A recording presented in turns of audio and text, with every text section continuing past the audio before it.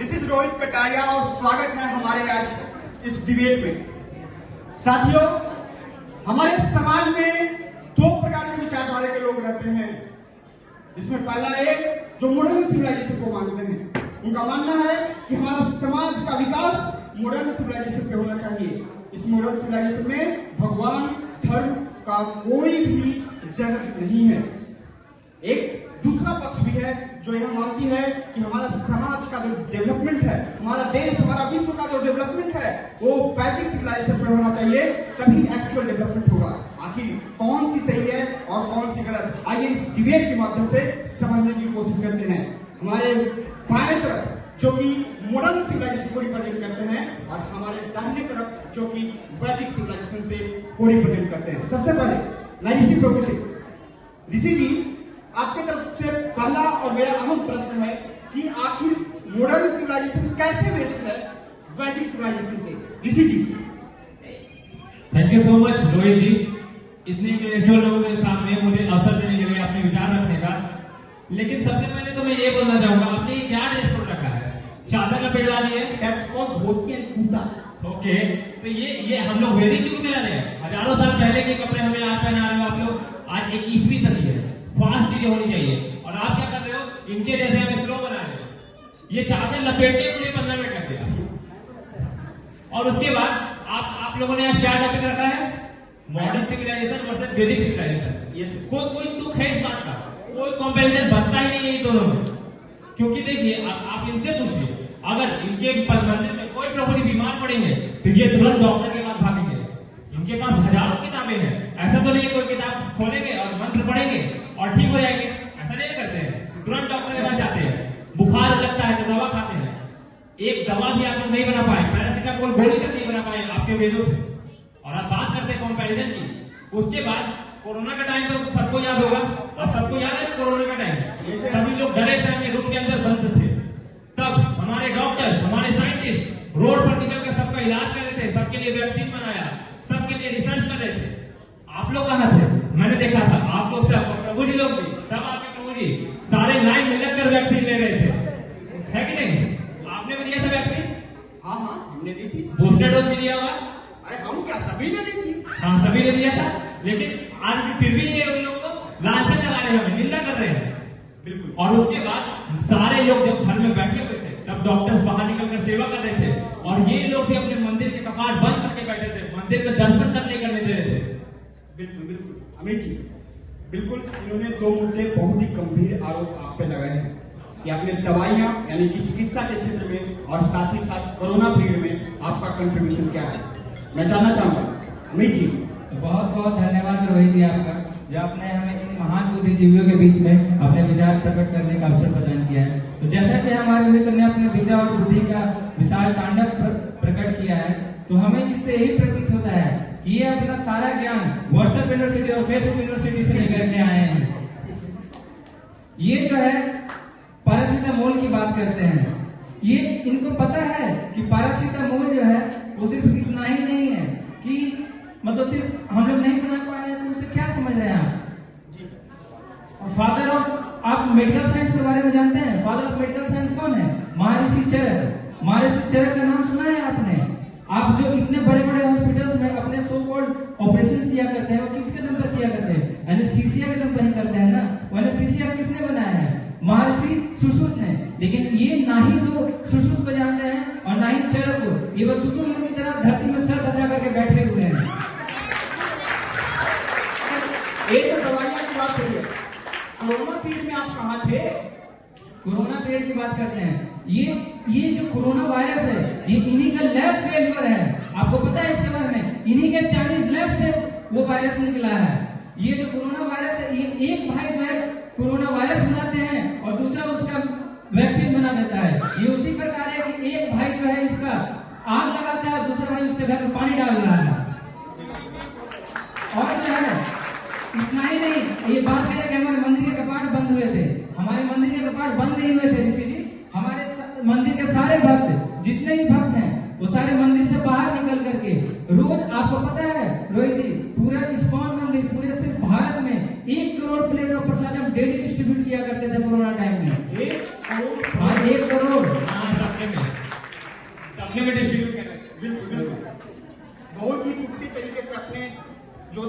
किया था उसका आंसर दिए ऋषि जी।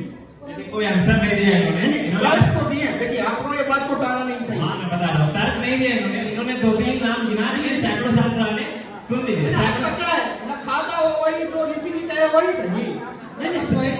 सैकड़ों साल पुराने 2-3 नाम गिना दिए इन्होंने। अभी आप देखिए मेडिकल साइंस में लाखों ऐसे साइंटिस्ट हैं जो इससे अच्छे पद्धतियां बना चुके हैं और वो इनका यूज भी करते हैं, फिर भी उन्हें नाजिंदा कर रहे हैं लोग।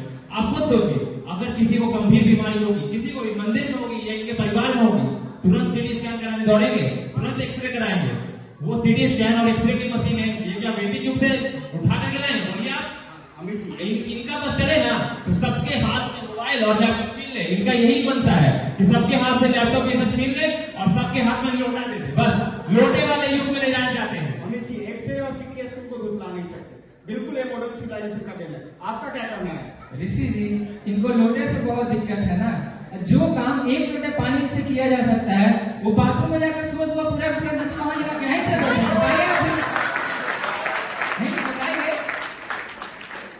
आप बात कर रहे हैं एक्सरे मशीन और ये सीटी स्कैन मशीन की।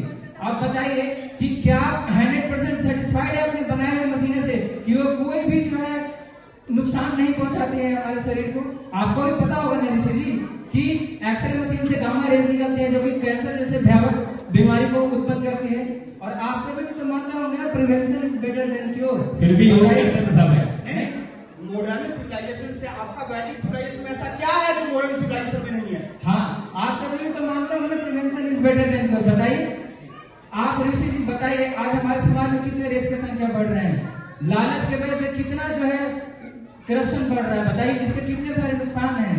क्या ये कोई ग्रीडोसिन नाम की कोई दवाई बना पाए हैं? क्या ये कोई लेस्टोसिन नाम की दवाई बना पाए हैं? बताइए। नहीं, बिल्कुल बिल्कुल ऐसा बहुत सारे बीमारियां आप बना लेते तो बनाए हैं ना, हमारे वैदिक शास्त्रों में इसका सारा उपाय दिया गया है। आप पढ़ेंगे तब तो आपको समझ में आएगा। आप तो बस सारा अपना टाइम जो है लैपटॉप और फोन में गुजार दे रहे हैं। साथियों, बचपन से हमें सिखाया जाता है कि साइंस अभिशाप है या वरदान, दोनों है, ये मानते हैं। अब हम नेक्स्ट पार्टिसिपेंट यानी प्रज्वल जी से पूछना चाहते हैं, आखिर मॉडर्न सिविलाइजेशन ऐसा क्या है जो वैदिक सिविलाइजेशन में नहीं है? बहुत बहुत धन्यवाद रोहित जी डिविजन बनाने के लिए। ये लोग अभी हम दोहरा चरित्र दिखाते हैं, एक तरफ से मॉडर्न एजुकेशन का यूज भी करते हैं और दूसरी तरफ से उसे बुरा भी कहते हैं। अभी आगे से इनका बीबीटी को लेकर था जो कि वर्ल्ड लार्जेस्ट पब्लिशर है स्पिरिचुअल बुक का, और इनके मित्र लोग तो दिख ही जाते हैं बुक पे बांटते हुए कि हाँ ले लो बेच लो। ये क्या प्रिंटिंग प्रेस का देन नहीं है, ये तो भालो गुटेनबर्ग जी का, वरना ये लोग आज भी हाथ से ही लिखते रहते हैं।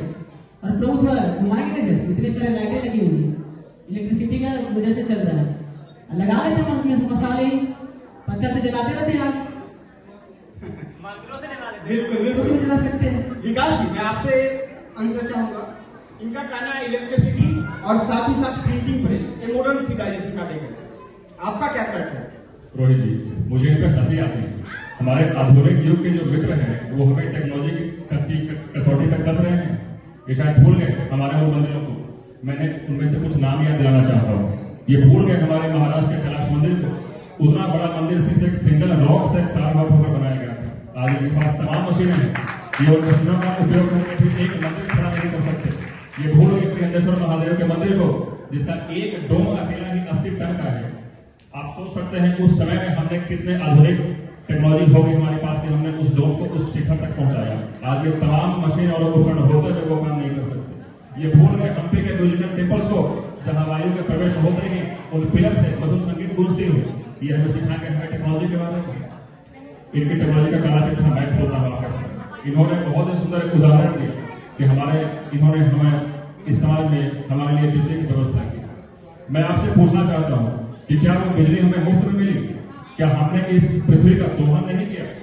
आज हम किस स्तर पर नहीं पहुंच चुके हैं? हमने ग्रीन हाउस गैसेस से पूरे के पूरे ओजोन लेयर को तबाह कर दिया है और उस ओर अग्रसर है। आज हमने अपनी पवित्र नदियों को पॉल्यूट कर दिया है। हमने कितनी बड़ी कीमत चुकाई है इनके इन आधुनिक उपकरणों की। इस बात को ये नहीं समझेंगे, फिर भी उपयोग इसलिए कर रहे हैं क्योंकि वो भगवान की सेवा में लगा रहे हैं। आप जैसे कृतज्ञ नहीं है हम लोग। दूसरी, इन्होंने अभी कहा, एक उदाहरण दिया कि हम प्रिंटिंग धन्य हो हमारे गुटेनबर्ग का। कि उन्होंने हमें प्रिंटिंग प्रेस जैसे आधुनिक जी जी उपकरण दिए।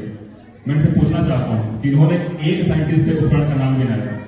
हमारे पास, जैसा कि हमारे मित्र ने कहा, जब हमने अपने वैज्ञानिकों के नाम गिनाने शुरू किए तो वो इन्हें भौतिकवादी लग रहे थे, वो इन्हें मनगढ़ंत लग रहे थे।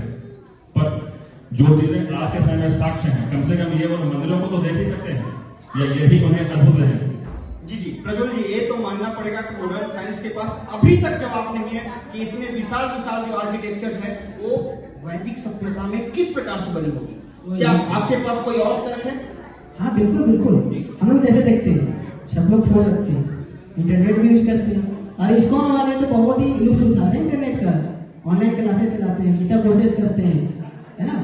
और यात्रियों में तो ये लोग पूरा रजिस्ट्रेशन ऑनलाइन करते हैं, और रेलवे का टिकट तो ये लोग 2 महीना पहले ही बुक कर लेते हैं। प्रभु ये ना चलेगा, जिस थाली में खा रहे हैं उसी में छेद। यानी कि इनका कहना है इंटरनेट और मोबाइल फोन ये मॉडर्न सिविलाइजेशन का देन है। आपका क्या कहना है? रोहित जी, अब हमारे मित्र ने हमारा ध्यान इंटरनेट को खींचा है, तो मैं इन्हें बता देना चाहता हूँ कि यूनाइटेड नेशंस की एक रिपोर्ट है जिसके हिसाब से आज इंटरनेट का 80% जो उपयोग है वो पॉर्न साइट्स को देखने में किया जा रहा है। क्या इस बात को बता देंगे? मैं इनकी उपलब्धियां आपको बताता हूँ। इन्होंने आज जो क्राइम का रेट है उसे ऊपर कर दिया है। आज भारत में बढ़ते रेट केसेस, सिर्फ भारत में नहीं पूरे विश्व की बात मैं करता हूँ। आज हम एक क्लिक अवे हैं किसी एक पॉर्न साइट से पॉर्न वीडियो पर जाने में, उसका उत्तरदायित्व कौन है? क्या हम इस आधुनिक सिविलाइजेशन के जो भी चीजें हैं हम आंख बंद उसे फॉलो करते रहेंगे? इन्होंने क्या नहीं किया। आज अगर एक मॉडर्न सिविलाइजेशन के मशीनों को देखें, इनकी मूलभूत उपलब्धियों को देखें, तो वो ऐसा ही है जैसा किसी एक बंदर के हाथ से बंदूक को दे देना। उस बंदर को बंदूक चलाना तो आता है, पर कहाँ नियंत्रण करना है इसकी कोई जानकारी नहीं है। इन्होंने हमारे समाज को यह दिया है। और मैं तो ये कहता हूँ कि अगर इन सब की ब्राउजिंग हिस्ट्री हमारे सामने खोली जाए तो ये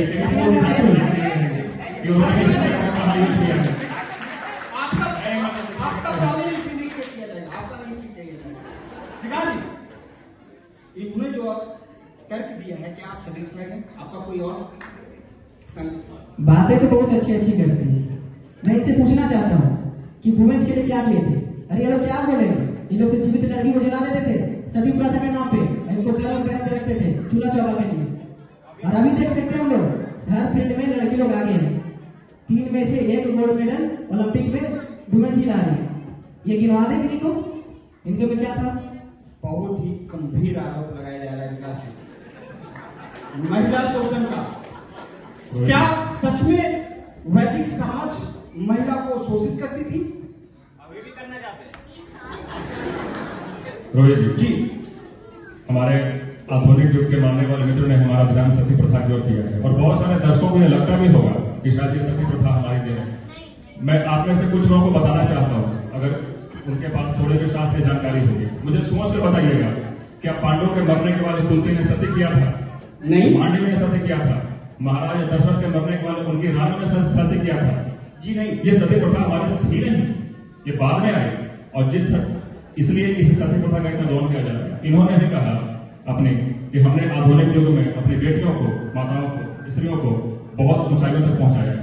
ये भूल नहीं है कि उसी संयुक्त राष्ट्र की रिपोर्ट ये कहती है कि आज 35% लड़कियां विवाह के पूर्व ही प्रेग्नेंट हो जा रही हैं। इस उपलब्धि को बताना भूल गए हमारे मित्र। इसकी जिम्मेदारी आप लेंगे? एक बात तो मेरे को समझ में आ रहा है कि वैदिक, जैसा कि आपके बातों से समझ में आ रहा है कि वैदिक सिविलाइजेशन जो थी वो महिलाओं को देवियां के रूप में पूजा करती थी, और आज जो मॉडर्न सिविलाइजेशन जो बोलते हैं वुमेन एम्पावरमेंट, और इन्हीं के समाज में चलती है कि चीज बड़ी है मस्त मस्त। ये कहाँ का न्याय है बताइए? मैं एक और चीज आपके सामने खोलता हूँ। अभी ये वुमेन एम्पावरमेंट की बात कर रहे हैं, आप सब दर्शक बैठे हैं, जरा ध्यान दीजिए। अगर आज हमें किसी एक चीज का विज्ञापन भी करना हो तो हम सबसे पहले स्त्रियों की ओर देखते हैं और उन्हें अग्रभ वस्त्र में खड़ा करके उसका प्रचार करवाते हैं। इन्होंने औरतों को ऑब्जेक्ट बना दिया है। इस बात से क्या हम डिनाई कर सकते हैं? बिल्कुल नहीं कर सकते। इस बात से कोई डिनाई नहीं कर सकता। ये हमसे कहते हैं कि हमने क्या किया है। अरे हमारी सभ्यता तो वो थी कि हमने एक द्रौपदी के लिए महाभारत कर दिया। 18 अक्षाणी सेना का नाश करने का हमने एक द्रौपदी को लेकर आई थी। माता सीता के लिए पूरी लंका का दहन कर दिया। ये हमें सीता का हमारा इसको सम्मान करना। इन्होंने हमें दिया क्या है? चलिए ये बात से आप बैठिए।